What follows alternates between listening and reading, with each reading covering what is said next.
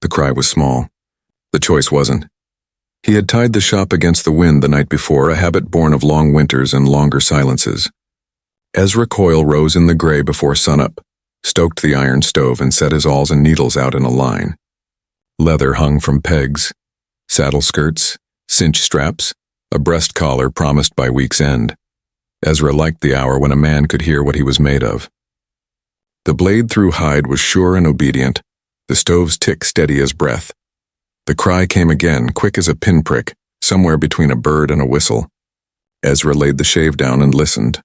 It wasn't a cat. It wasn't wind. It came from the steps the way a secret comes, from the crack of a door you think is shut. He unbarred the door. Cold-shouldered in. On the plank stoop sat a cradle made from a flower box painted milk white, a scrap of quilt tucked tight around a baby. A note was pinned by a brass harness rivet at the tiny chest. Moist breath had fogged the paper. The child's eyes were bundled shut, but the mouth pink as a rose hip opened to test the morning.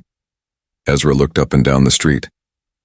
Tracks crossed the thin snow, boots and dog. A wagon turning in the night, but nothing that told a name. He lifted the note with 2 blunt fingers. Please keep him. 3 words, plain as a prayer, hard as a verdict. Ezra felt the old ache of choices that don't wait. He'd buried a wife after a winter fever, and a son whose breath never matched the altitude. Grief had hollowed a room in him. Work was furnished with order. He hadn't lit a lamp there in years. The baby made a sound like a fiddle tuning. Ezra bent, hand steady as if to catch a colt's first sway. He lifted the cradle and child together, testing for weight and warmth. The baby was light, but there was heat, stubborn heat. The quilt smelled of lye soap and the animal sweetness of milk not long past. Whoever had carried him knew how to wrap a winter night. Across the street, a poster thumbed crooked to the mercantile door showed a woman's likeness sketched in pencil. Have you seen? There had been 2 such notices in as many months. Folks muttered about trouble coming up the river road with men who sold what wasn't theirs to sell. Ezra kept his eyes on the baby and the note, but the poster's question hung like a hawk's shadow. He took the cradle inside and set it on the bench where his measuring tape lay coiled. The stove gave a plank's worth of warmth. He held the child close and felt the chill bleed out. The mouth worked again, fierce and offended, and Ezra remembered the mission bell by the cottonwoods, a stubborn bell that rang the noon meal and mercy both. Sister Magdalene always found milk for anything that cried and had a mouth. There was a laundress there, too, a woman folks said could coax a starving calf to live. Ezra found his mitts and wrapped them around the handles. All right, he said to the small, dignified face. We'll go ask the bell for help. He reached to flip the open sign, then stopped. The note lay on the bench. He pinned it to his vest under his coat. A man should carry his orders where his heart has to answer. He doused the forge, pocketed his key, and looked once at the line of tools. Work tomorrow would wait on today's choosing. Outside, frost glittered like ground glass. The town was a nest of sleeping shapes, hitch rails, and wagons. Ezra's boots beat a slow rhythm on the boardwalk. He walked carefully, letting the cradle ride steady against his chest. A dog raised its muzzle and watched him pass. At the corner, wind slid a blade between coat and skin. Ezra angled his shoulder and kept on. The cottonwoods beyond the churchyard tossed their winter hands. The bell rope hung black and patient. At the gate he paused, tasting iron and the odd sweetness fear leaves when a thing matters. He had done good work with leather because leather told the truth. Pull too hard and it breaks. Neglect the oil and it cracks. Keep it clean and it carries a rider home. A home is proven by who survives inside it, he thought. The baby stirred as if agreeing. Somewhere a woodpecker ticked at a post. Somewhere a woman would be missing what he now carried. Already badly. He lifted his hand to the bell rope. Some days a man is called to open his door wider than he planned. Ezra pulled. The bell did not ask his name. Sister Magdalene opened the mission door with her sleeves rolled, kitchen steam lifting. She looked at the cradle at Ezra and set her hand to the baby like a compass finding north. Come in before the morning cuts you, she said. Warm stone and soap met them. Ezra set the cradle on a long table scarred by bread. Sister pressed a knuckle to the infant's cheek. Hungry trouble, she said. Good heat. God bless whoever wrapped him. He took the note from his vest. She read those 3 words and let out a breath that belonged to more than this day. Too much leaving, she murmured. Men who buy, men who sell. Women who vanish between river and rail. She slid the paper under the thin mattress with the carefulness of keeping a promise. Can you feed him? Ezra asked, plain as a man pricing a saddle tree. We can, Sister said, but the best milk is a mother's. We have one who can spare a little. Our laundress, twins at her breast and still a river to give. Nora Valdez. The door banged and the woman herself came in with a basket of damp shirts and a smear of bluing on her wrist. 2 babies peered from the shawl at her chest. This is the one, she asked. This is the one, Sister said. Nora set the basket down and reached for the child. Shame to be hungry before a man knows he's alive, she murmured. Come now, pequeño. She sat, loosened her shawl, let one twin settle to the other side, and with a turn of cloth gave milk where milk was needed. Ezra looked at the floor out of respect and felt his eyes burn with something not quite grief and not quite hope. What's he to you? Nora asked over the fierce little swallowing. He was on my steps with a note, Ezra said. I'm a saddler, not a father. But I could not leave the choice sitting in the frost. Then you've made it, she said. There's meat in a man who carries a cradle against the wind. The town's had trouble, Nora added, voice low. Women pulled off trains, girls taken to river camps. 2 came through with stories I won't tell where children can hear. If this mother left him here, she wanted him safe with people who'd be seen. Seen? Ezra said. A man who handles leather seen carrying a baby under a bell, Nora answered. It says a thing to the wrong sort of men. He thought of the poster on the mercantile door and the shadow it threw. I can fix harness and shoe mules. I can't promise more than that. You can promise decent eyes, she said. And work that feeds more than one. Milk takes food. Babies eat coins with their mouths shut. Sister will need bread and lard to keep my milk generous. Sister nodded once. Ezra set his hands flat on the table. A man's pride is a narrow plank until he finds a way to widen it. I'll trade, he said. Straps, repairs, whatever the mission needs. I won't take milk as charity. Nora thought a moment and set it in order. Then it's an agreement. Keep the child warm and dry. Bring him to the wash yard when he wants, and I'll share what I can spare. Mend the wheelbarrow that hates me and fix the mule's harness. Something eased that had been held like a knot.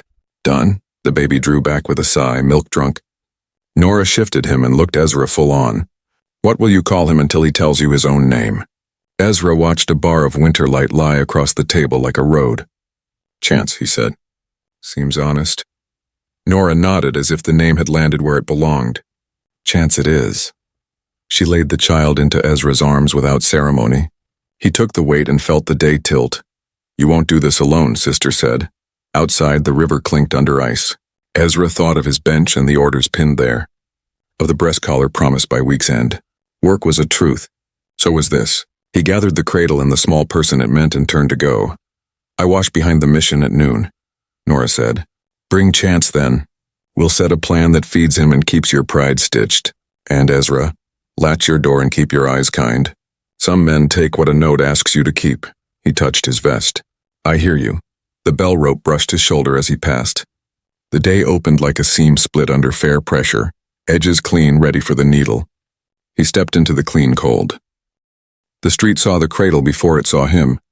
Ezra carried it down the boardwalk. A boy at the mercantile paused. Mrs. Pike at the post office hid a smile. 2 river hands marked him with that lazy glance men use when deciding if a thing is theirs to take. Name? Mrs. Pike called. Chance, Ezra said, and the word put warmth in the air. He let the town look and understand. A saddler with a baby is a notice nailed. Back in the shop, the stove held a square of heat. Ezra set the flower box cradle by his bench where the sun crossed the floor, folded a clean horse blanket into a nest, and laid the child where warmth and light could agree. Noon would come. The bell would do its work. Order was a thing he trusted, so he chalked one. Noonday, mission. Evening, mission if needed. Nights, walk and stove. Under that he tallied wood, coffee, flour, and lard to be earned to keep Nora's milk generous. Then an arrow toward the mission. Wheelbarrow. Mule harness. He stripped the cracked binding from the mission's old barrow he had promised to mend, found the ash handles sound, and cut new straps from a scarred strip fit for a load. He punched and stitched with waxed thread until his breath matched the work. Boots sounded. Jack Malloy stamped snow from his heels. His eyes went to the cradle. That's your new apprentice? His name's Chance, Ezra said. Malloy's humor eased. Take Saturday if you need. A steer can wait for a collar. A baby can't wait for a belly. I'll keep my word, Ezra said, measuring strap length as always. Malloy left the coffee he didn't mean to collect. Fetching flour, Ezra passed two men at the corner post, collars up, hats down. He knew one, a barge hand when the river ran. The other wore a scar that took the map from his mouth. You taking on wet work now, Coyle? Scar asked, chin at the cradle. I take what's brought to my step, Ezra said. Some folks mislay things they aim to get back, the barge man added. Best to mind the bell, Ezra answered, letting his eyes rest on the churchyard so the line of what belonged to him could be seen. They laughed the way men laugh when they aren't sure. Ezra went inside and set the bar latch. He had no baby linens, but a man can improvise if he respects small skin. He cut a square from a soft flour sack, boiled it, cooled it by the door, cleaned the child, and wrapped him neat, grateful for hands taught to tighten cinches without pinching. When Chance protested, Ezra walked him with a leatherworker's sway. The stove's soft ruck-ruck soothed them both. By late morning, the barrow was mended and a length of latigo turned into a strap that buckled the cradle's ends, so a shoulder could take the weight and a hand stay free. He stamped E-coil on the hidden side to say, someone had claimed this small. Architecture. He wrote back after noon for the door and fixed. Mr. Daly's hitch strap at the mercantile for a loaf and lard. The bell began as he reached the cottonwoods, a steady voice cutting the hour. Steam lifted from tubs in the washyard. Nora stood with wet sleeves, twins drowsing in a basket. She smiled the kind of smile that straightens a man's back without scolding. You brought him in tools, she said. I brought a loaf and lard, Ezra answered. The barrow won't bite your wrist now. We'll test both, she said, taking Chance with the sure touch of someone who has never put a thing down in a hurry. Sister Magdalene came with a mug and a ladle and the quiet authority of a woman who can organize hunger out of a crowd. Arrangements, Sister said. Feed at noon and dusk, Nora answered, declaring like a river declares a bank. You bring him yourselves. I don't want errand boys learning he exists. Latch your door. If wrong eyes follow, cut through the churchyard where the bell can be pulled faster than a gun can be drawn. Ezra nodded. I'll mend harness for your mule and for neighbors. I'll see your lines hold when the wind comes up. And you'll sleep? Sister asked. I'll sleep when he does, Ezra said. That's the first honest promise I've made this winter. Nora tucked the quilt and touched the brass rivet, pinning the note under the mattress. Our stakes are set, she said. Now we see if the ground holds. Ezra felt the world arrange around a center he had not planned. He tightened the strap across his shoulder and began learning how to carry what was his to keep. Work spoke first. Worry waited at the door. By habit, Ezra stacked kindling small to large and lit it. The stove drew steadily.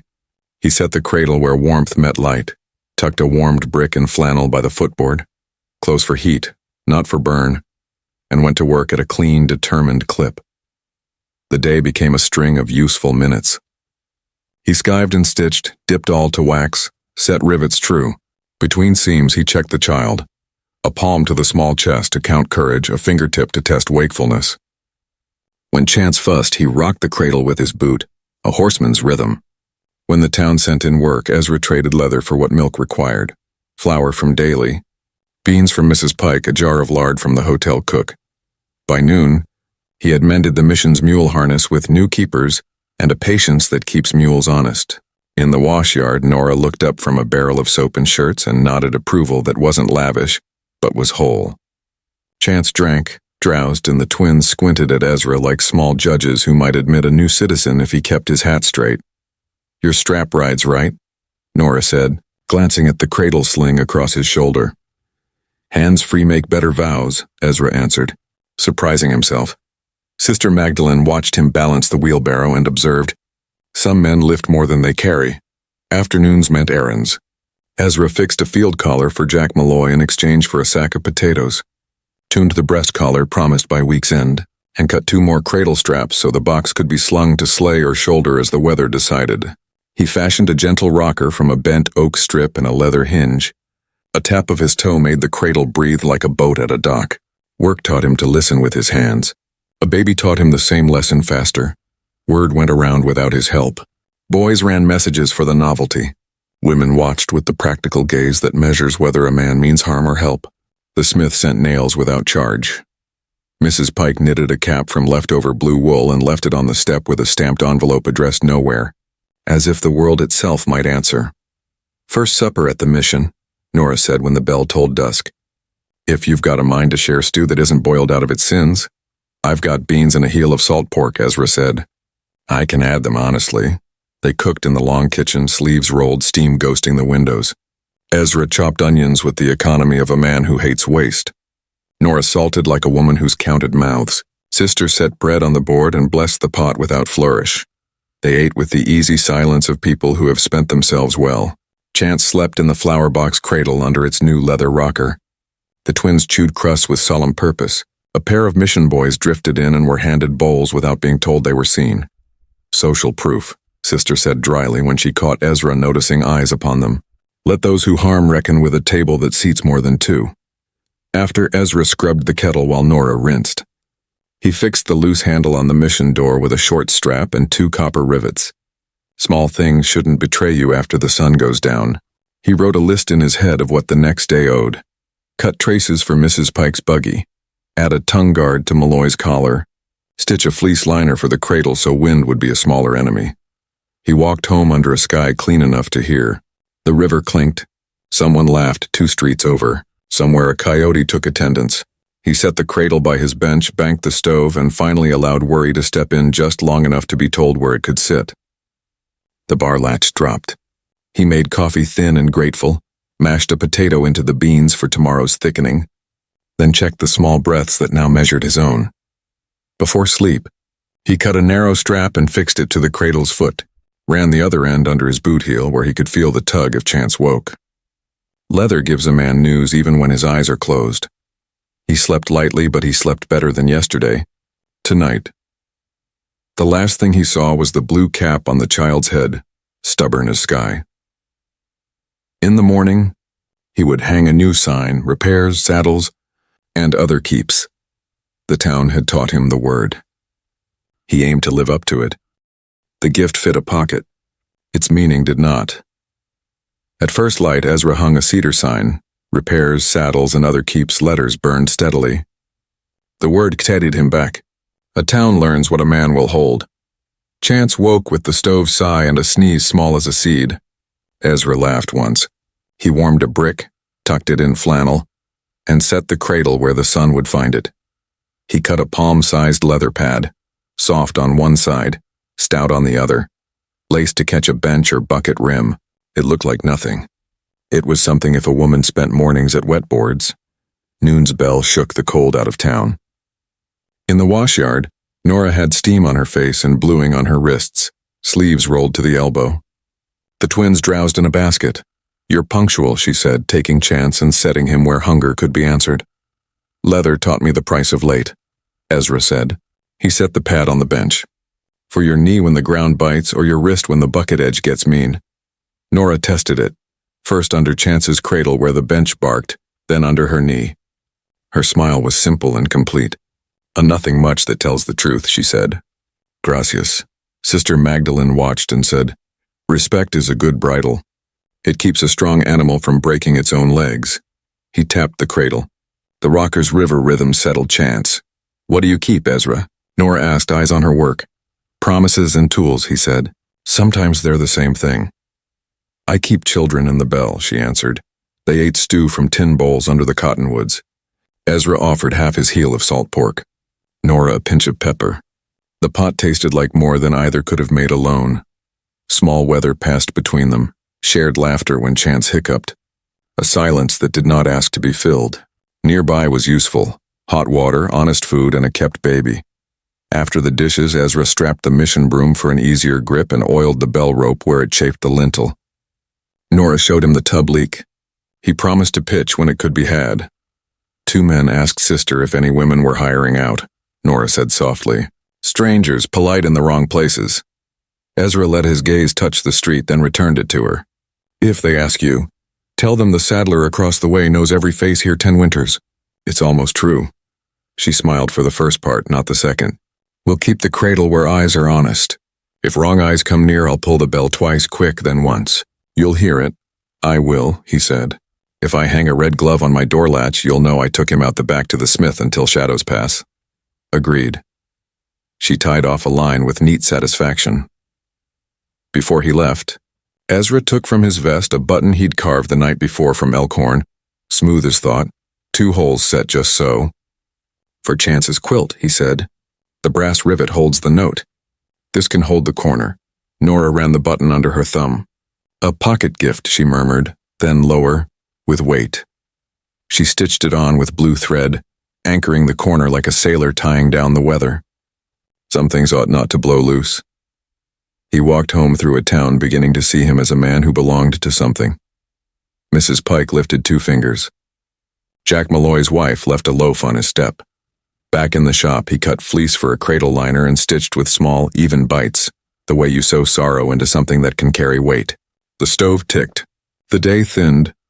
Dusk took him across again. Nora's twins were noisy with contentment. Chance drank with the calm ferocity of a creature who had chosen this side of the cold. Sister watched satisfied. Respect established, she said. That is a beginning with long legs. A home is proven by who survives inside it, Ezra said, surprised to hear an inward thought come out. Nora looked up, then at Chance, and nodded as if she had heard a vow. They did not name it anything. They did not need to. The evening folded around them like a well-cut coat. He latched his door and slid the leather strap under his heel. Chance breathed. The stove held. The river kept talking. Some bonds, he thought, are braided from work, not words, and hold the longer for it. He dreamed of a table that seated more than 2 and woke once to soothe the baby. Outside, the sign moved in a small breeze. Keeps, it said, and said it again. The cough split noon like a bad seam. Steam shouldered up from the mission tubs. The bell had just finished speaking when Chance stiffened, swallowed wrong, and let out a thin bark that wasn't a cry. Nora tipped him upright fast, but the sound stayed caught. His mouth opened, no air, eyes widening before tears could find him. Airway, Ezra said, already moving. He set the cradle aside, laid the baby along his forearm, face down, head lower than heel. 2 fingers at the jaw. He found the angle you learn from mending. Weight wants a path. He gave 5 measured blows between the tiny shoulder blades, the kind of knock that tells a door it's time. On the 3rd, a pearl of milk slid free, then another, then a ribbon of spit that belonged outside a throat. The baby coughed for real, wet, angry, alive. Breathe, pequeño, Nora murmured, voice steadying what breath steadies. She turned him, cheek to her shoulder, and he found air the way a colt finds its feet. Awkward, stubborn, certain. Ezra listened with his hand, counting those small bellows. Steam, he said. He's sticky in the chest.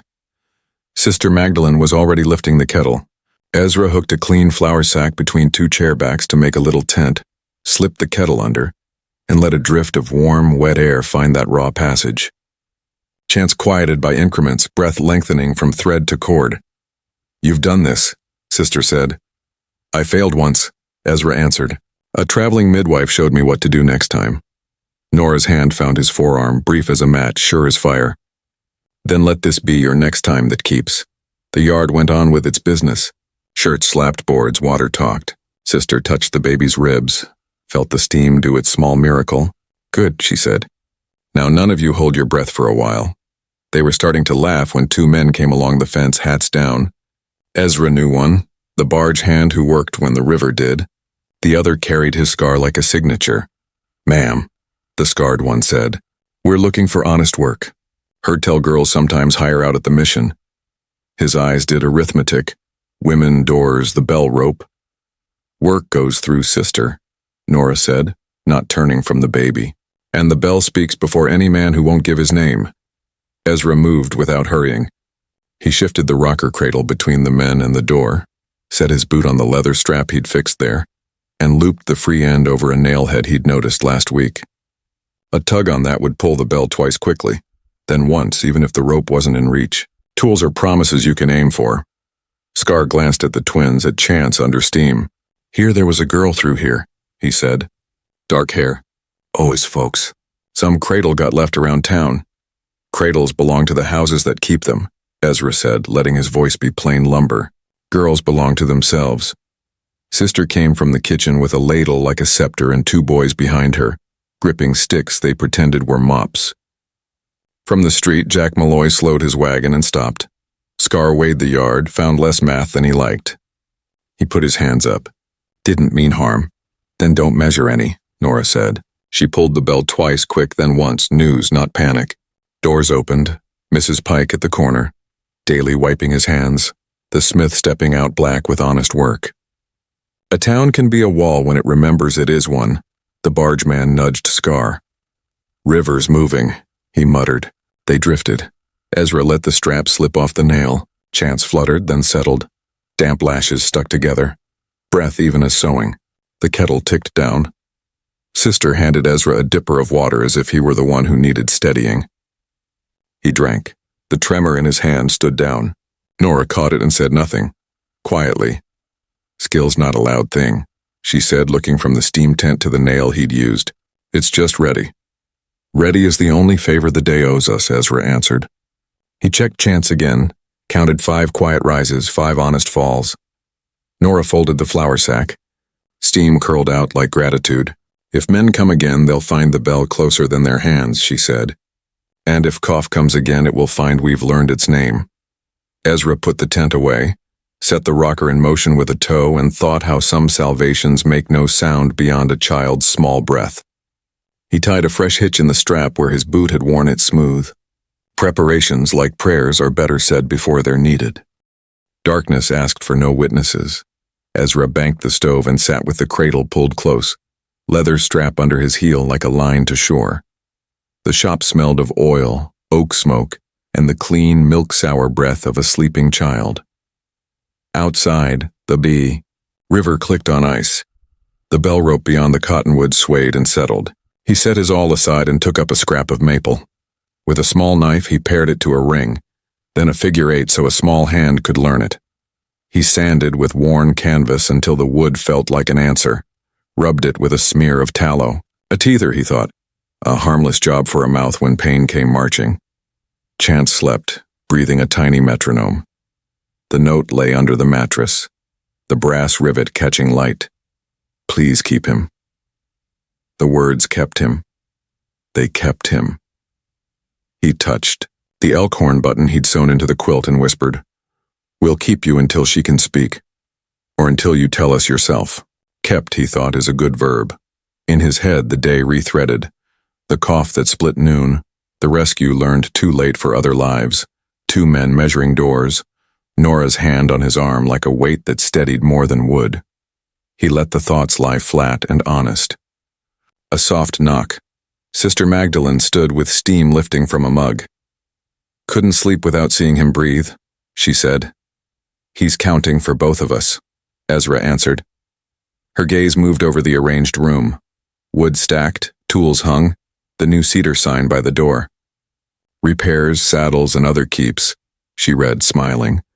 "That last word will preach." "Leather taught me," he said. "Keep it clean, it keeps you. Neglect it, it tells the truth early." She glanced at the strap under his boot and nodded.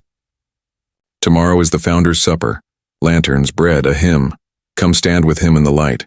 Let the town see what it has become responsible for." "Public makes some men careful," Ezra said, "and tells others where to aim." "Then we stand in a ring," she answered. "Half the moral law can be kept by not standing alone."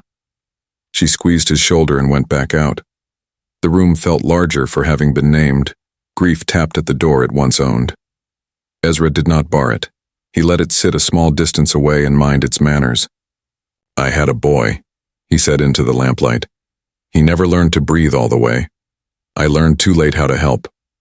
I won't be late again." The plain words steadied him. Across the yard, Nora rinsed the last pan, listening to the winter quiet. The twins were down, feet tucked like foals. She dried her hands and picked up the little leather pad Ezra had made. It fit under the tub edge, saving bone and patience. Simple things that work are the beginning of every decent love, she thought, and put the pad with her few good tools. She lit a stub of candle and wrote 3 lines on a scrap torn from mercantile paper. "If you are the mother," he breathes. "If you are the buyer, he is watching. If you are lost, we will find you." She folded the scrap and slid it into the crack of the mission door jamb, not for strangers but for the one who might come back too afraid to knock. She thought of Ezra's careful hands and of the strap he'd set to the bell nail. A man who makes ready before he is asked is a rare companion. She did not name what rose beyond respect. Naming can hurry a good thing into falling. She lay beside the twins and chose sleep. Near midnight, Chance roused with a restless squeak. Ezra stirred before the strap tugged. He warmed his hands and lifted the child to his shoulder. "There now," he murmured, pacing the line from bench to door and back, the shop narrowing to a road a man could walk forever if the weight were right. The baby settled. Ezra set the maple ring to the small palm, fingers closed around it with the sure greed of life. Outside, stars corrected the horizon. Somewhere, a fiddle practiced a hymn, earnest. The town lay under roofs gathered against the weather and want. Tomorrow lanterns would hang, bread would be broken, names would be said. He would stand where anyone could count him and be counted. "Ready," he said to the quiet room. "Ready is the only favor the day owes us." He banked the stove and felt the heat hold, slow and faithful. He slept then, not because the night promised safety, but because the vow he had made did. Lantern light made every face a truth. They strung them from the cottonwoods and the mission eaves, glass chimneys catching breath in small halos. Founders. Supper was a habit the town refused to lose. Bread, stew, and a hymn to remember the first roof. Sister Magdalene set Ezra where she'd promised, near the bell where light held. He came with Chance in the flower box cradle, blue cap stubborn as sky. Nora came from the kitchen with her twins, sleeves rolled, hair pinned. The town flowed around them and slowed. Mrs. Pike touched the baby's foot and pretended surprise when the tiny toes argued. Jack Malloy clapped Ezra's shoulder with a weight that said a man wasn't standing alone. "Social proof," Sister murmured. "Let the wrong sort decide if they like this many witnesses." They passed bowls and talked. Ezra broke a loaf and set half aside for Nora before he knew he'd done it. She slid him pepper. Their eyes met. The air felt like bread about to rise. Warm, expectant, not yet named. The twins reached for Ezra's teether, and he let them. Chance slept steadily, dream-tugging at the elkhorn button. The hymn rose, low, plain, a river finding its bed. Ezra didn't sing. He counted breaths and lanterns and how a circle makes a wall. He saw her when the hymn thinned, a slip of a woman at the edge where lamplight broke. Dark hair, shawl pulled hard, posture of someone braced for weather not in the sky. At the first thin sound Chance made, she flinched, not from fear of noise, but from recognition. Her hand flew to her mouth. Her eyes looked everywhere but at the cradle. Then she turned and was river dark again. Nora saw too. "Mother," she breathed. "Let her see and see again," Sister said. Some bridges can't be crossed at first glance. After the bowls were stacked and the hymn's echo folded away, Mrs. Pike came with a small worry wrapped in brown paper. "Found this under the woodpile," she said.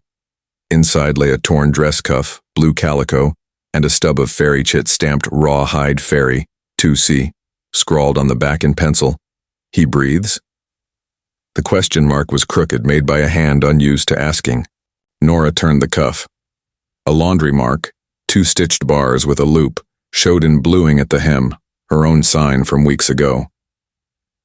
"She came through for bread," Nora said softly. 2 Thursdays back. I marked this so her dress would come back to the right hands. "Rawhide Bend," Jack Malloy said, tapping the chit.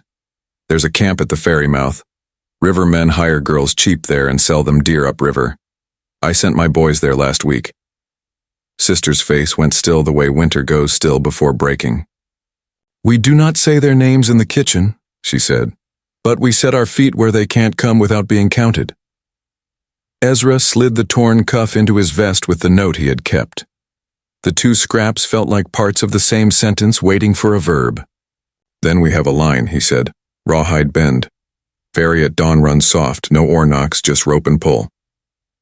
"Dawn is when men who steal sleep," Nora said. "And when women who hide try again. They set small plans the way you set a table before bread.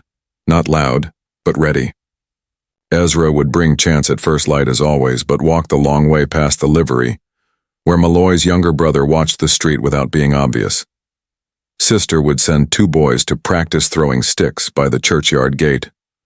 Nora would leave a clean shawl on the mission step with a pin of pewter, a sign to the mother that the house that fed babies meant her to live. If she comes to the door, Nora said, let her ask the question out loud. That will be her courage. If she can only leave a scrap, we'll read it like a psalm. Ezra met Nora's eyes and didn't look away. If men come first, they'll find the bell rope closer than their hands, he said. And me closer than the bell.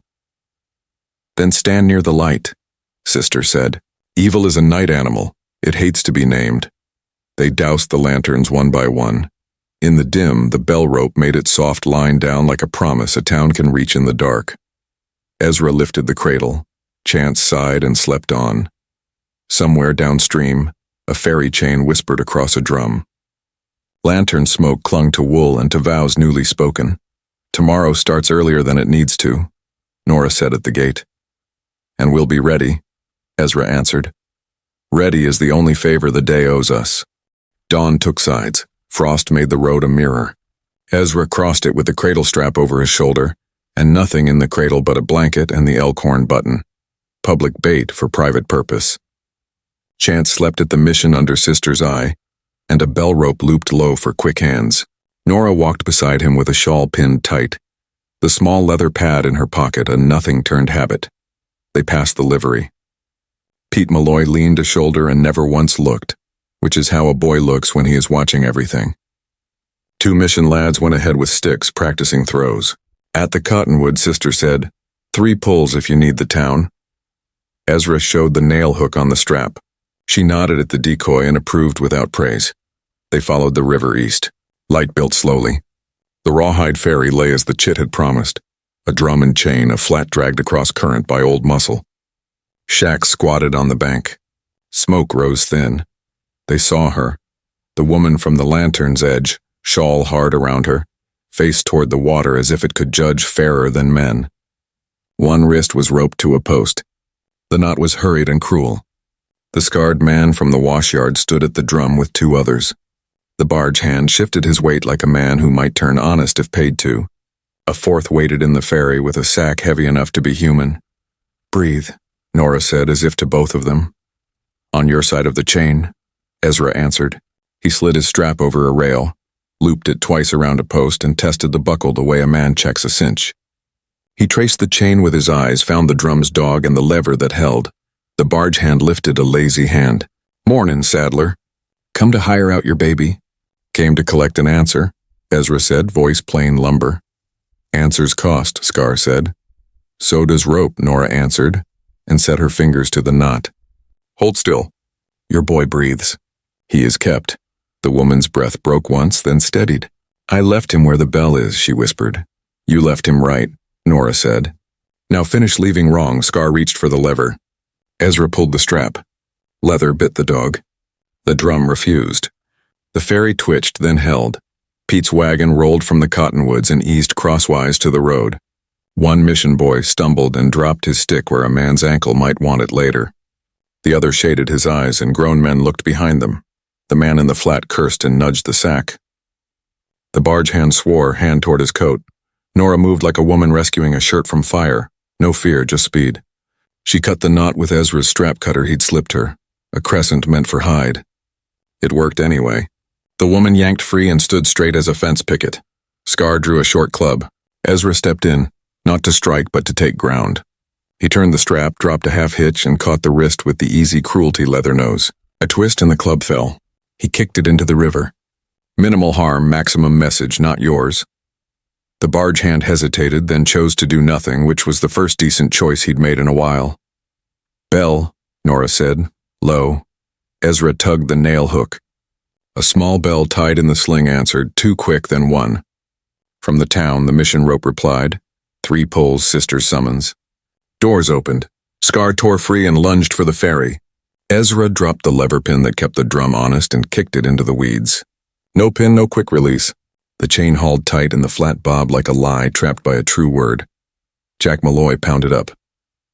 Mrs. Pike came at a determined walk with a broom like a law. Nora handed the freed woman toward the road. Find the wagon with bread, she said. Ask for sister. The woman went step small but straight. Scar ran for the downstream path. Ezra let him have 2 strides, then threw the strap. Leather sings in a hand that knows it. The loop kissed his ankle and asked it to think again. Scar kissed gravel, breath knocked polite. Alive, Nora said. A boundary and a mercy. Alive, Ezra agreed. He tied a clean hobble, no rage, just rope, and set the man against the post he had used. Wait your turn, he told him. It's coming. Up the bank a chain whispered where a ferry ought to move. Here it did not. The town was already on its way. Ezra met Nora's eyes. Between them ran a fierce current named the Kept. The vows were brief. The bell made them long. They brought the woman to Sister's kitchen and the scarred man to the sheriff who borrowed Jack Malloy's rope. The sack on the ferry held 2 girls blinking like owls at noon.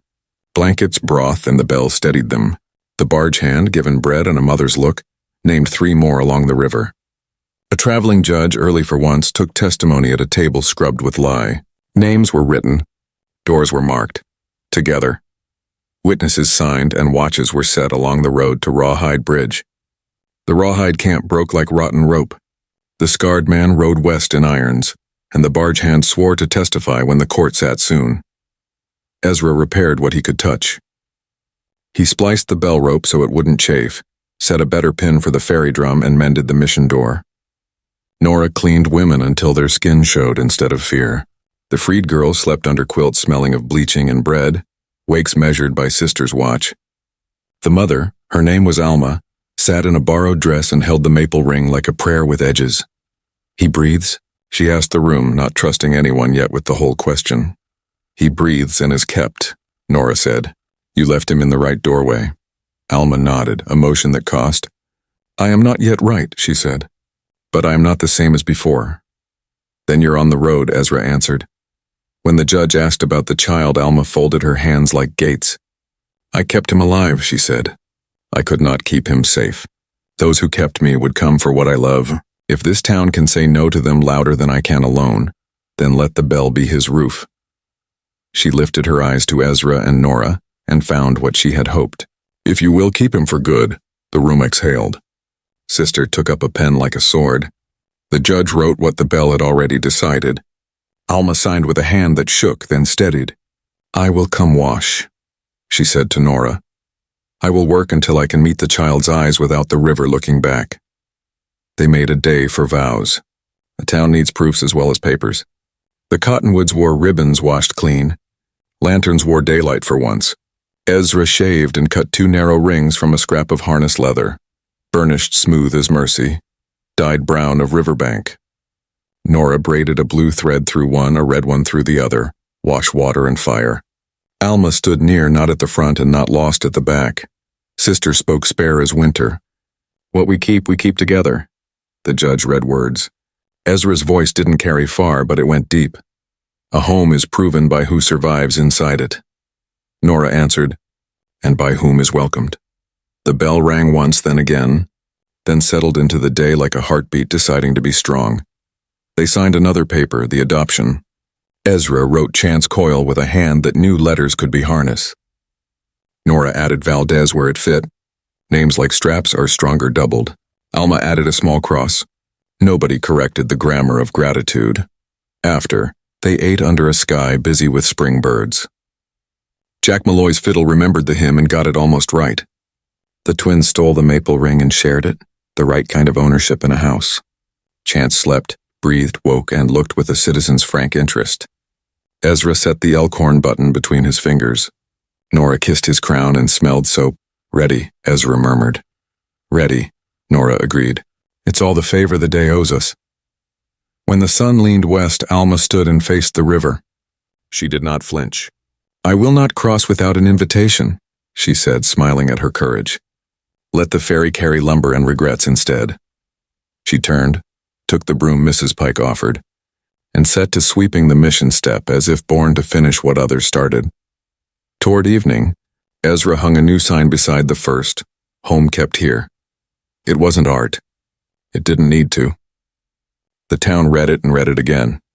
If you ask old men, they'll tell you it was the day this place got its second roof, the visible one of shingles, and the other of hands.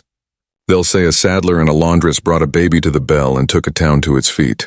We call that justice and call it home. The story made history. If this ending warmed you, subscribe, like, share with a friend who needs a kept home tale, and drop your favorite line.